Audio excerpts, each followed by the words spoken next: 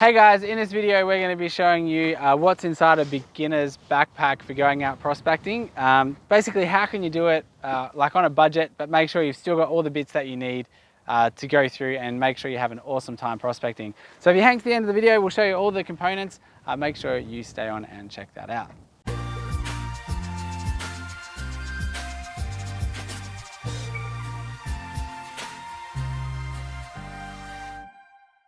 Okay guys, so let's have a look what's in the backpack and how it works. So the story goes, I actually did have, this is actually my backpack. I did have a decent one, but it actually, long story short, my kids took it to camp and I never saw it again. I found that out the day that I was heading out to go prospecting. Obviously I didn't have time to go buy another bag. So I literally just grabbed my son's bag that he used for soccer. I think he got given it for like, you know, the kids go to soccer camp or whatever. So this is literally like about as budget as you could probably get. You could probably pick up something like this for like 10 bucks from Kmart or Big W or your local store near you. So let's have a bit of a look at what's in here. One thing that you do need to have if you're gonna buy a backpack are these side pockets here that you can put your pick in, okay? Not your pick, your scoop. So obviously you just have a plastic scoop. Again, you can actually just buy these from Bunnings. They're like 5 bucks or 10 bucks or something like that.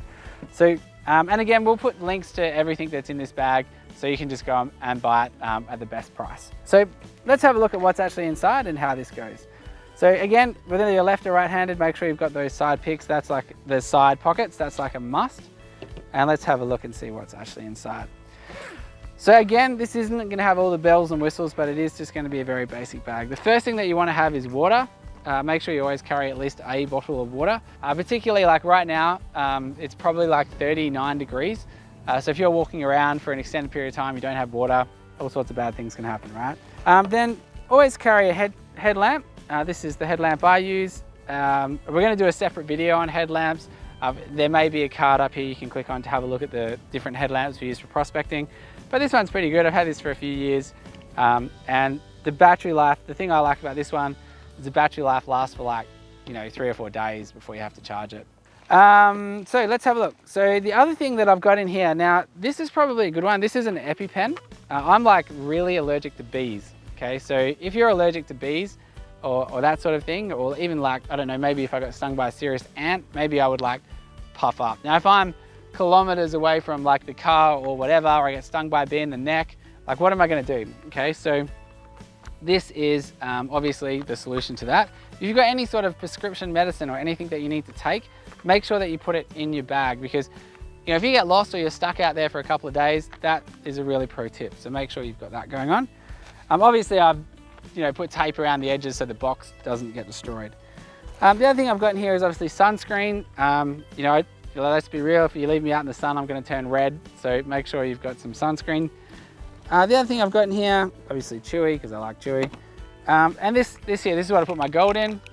So you can see, again, just a plastic medicine container with an anti-kid proof lid, anti-tamper. So I can spin around in my pocket and I don't lose my gold. So strongly recommend that. What else have we got? Let's have a look. Obviously a knife, for whatever reason you would like to have a knife for. I have what else we got in here? Oh, a Leatherman. So just a Leatherman, so like a multi-purpose tool. You don't have to have like a full-blown Leatherman, but even if you've just got some sort of multi-purpose tool, so you've got pliers, knives, saws, that sort of thing, that can be quite handy. The other thing I've got in here is a plastic bag. Now this can be used for like multiple uses. You can just use it like, let's just say it starts raining and you've got like a couple of Ks to walk. You could use it as a poncho if you needed to, like just cut the top of the head out, put it on over your backpack, and or if you just maybe if you want to cover the top part of your detector, you can do that too. The other thing I have used this before is like when I've had like some ground that I thought was really interesting. Sometimes you get that white chalky stuff that has like lots of fine gold in it. I've scooped that out, put that in there and crushed it up later. But even if I just had like a bunch of hot rocks that I thought might have had some gold, or some specimens, or just a whole bunch of like interesting things that I might find out there, I can put them in this bag and away I go. Other than that, I've got a spare hair net or fly net. Strongly recommend having a spare one of these because if yours gets ripped or you walk past a branch, tear a big hole in the one that you've got, then you just have never-ending flies all over your face. that's going to ruin your prospecting day, right? So make sure you got a spare one of those. A whistle, obviously for when you get lost, you don't want to be screaming your lungs out. That will be bad for your throat. But always carry a safety whistle. You know, if you fall down a ravine or whatever, you've got that going on as well.